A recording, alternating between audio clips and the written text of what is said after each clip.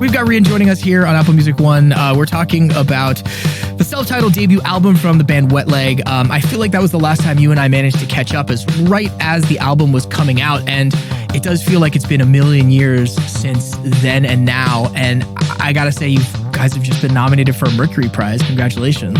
Thank you. Yeah, it's crazy. What was going through your head when they called your name and that you guys got the nod? Yeah, I think I looked at everyone else that had been nominated for it. I was just like, wow, this is pretty strange that our album is in here with everyone else. But yeah, it's really amazing. It is one of those things that, like, when we first launched Apple Music One all these years ago, the Mercury Prize was one of those things that we had to explain to American audiences and the significance of it. I really do feel like it took a little while for us to catch up to sort of the impact and the importance of that prize, but to know that you've been keeping your eye on it and it's something that you followed since you were young and now here you are nominated, that's got to feel pretty great. Yeah, like I always kind of dreamed about just being able to go and watch people who have been nominated. So it's weird to actually be in a band with an album that has been nominated. Yeah, I was lucky enough to catch you guys when you played here in LA a couple months ago, and it was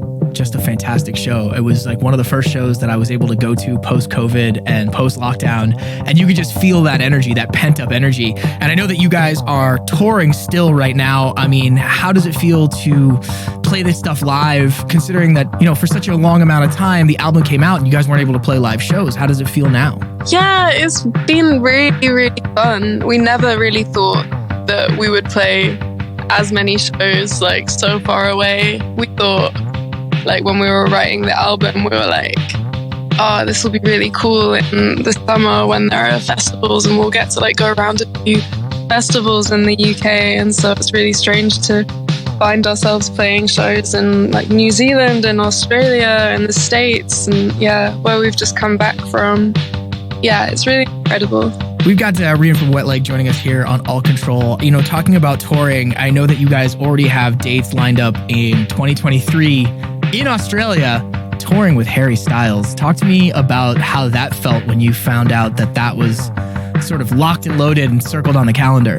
Yeah, it had been circled on the calendar and locked and loaded, I guess 3 weeks before it was announced or something like that. So we kind of knew about it before it was announced, but I didn't really believe that it was going to ever be announced.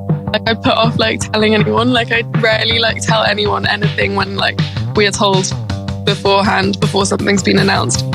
Talking about Harry, I know that he did a cover of Wet Dream, and where were you when you first heard it, and what was sort of the first thing that went through your head when you heard his version of it? We were all on our way to a gig. It was in the UK. We were in a splitter van, and I think gradually we were all just kind of on our phones doing a good scroll sesh, and then gradually one by one we were oh my god, have you seen this? Oh my god, this has appeared on the internet, and it's Harry Styles covering Wet Dream. And I don't know, Hester always describes it as we were watching intergalactic television, on Rick and Morty.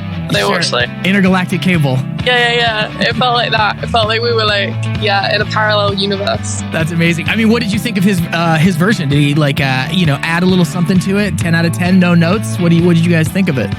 It was really cool. His band are amazing. I really wish that we could hear his of all of our songs.